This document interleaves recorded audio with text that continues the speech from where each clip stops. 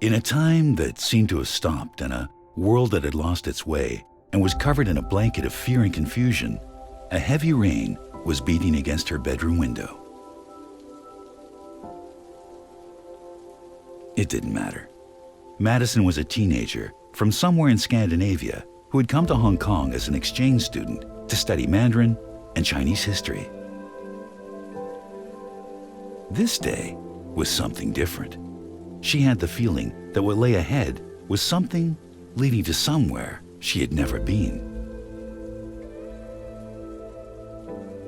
She looked around her lonely room with not even a chair for company. That was fine.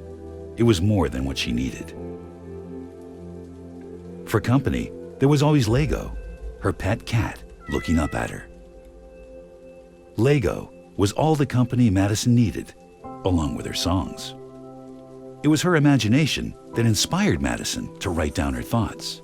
These were snapshots of memories and lines to poems she scribbled down on pieces of paper that became ideas to songs which she hummed into a beat-up old cassette tape recorder. Her songs were the soundtrack to her life, and which came to her almost magically and from some very special and personal place in her heart and mind. With the world she was in having less and less time for music, musicians had all but disappeared as they were no longer needed. The meaning behind her songs became more and more important to Madison. They were her bridge to the present, past, and future. Madison didn't try to force herself back to sleep. She'd become used to doing this because there was nothing else to do. She didn't want to go through another restless sleep full of strange dreams she couldn't understand. This morning, she wanted to stay awake, write down all her thoughts filling her head, play guitar, and get on with trying to understand everything going on around her, despite not knowing where anything was taking her.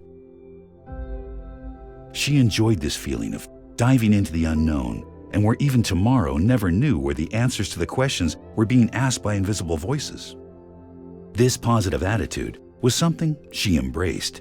She refused to follow the ways of too many others and go into the roaring silence of shutdown and stay there. And once there, it was doing nothing other than being on their computers and believing everything being shown was how it had to be. To Madison, this was not living. It was disruptive and something else robbing the world of everything needed for it to find its way out of wherever it was. Wherever this was, it wasn't for her. It's what made Madison decide to rearrange her life. It's what made her, with Lego, leave a world that had changed completely and forever, almost overnight, and not for the better. Those who she had left behind couldn't offer her anything new. Their lives were intertwined with this online world and with many trying to find answers, but often looking at these answers from a place that seemed to lack honesty and the right reasons. It was to Madison selling those who desperately needed answers of reassurance with things that were to her not coming from the right place. This was a world where the unreal and reality had crisscrossed paths to create a confusing and helter-skelter vortex of nothingness. It was a nothingness that was somehow being orchestrated to be something it wasn't, with layer upon layer of negativity and many looking at the world with no physical interaction.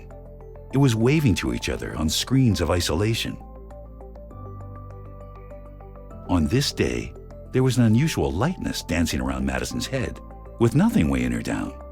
She hadn't felt like this before, this lightness. The feeling that things were more than all right. This optimism.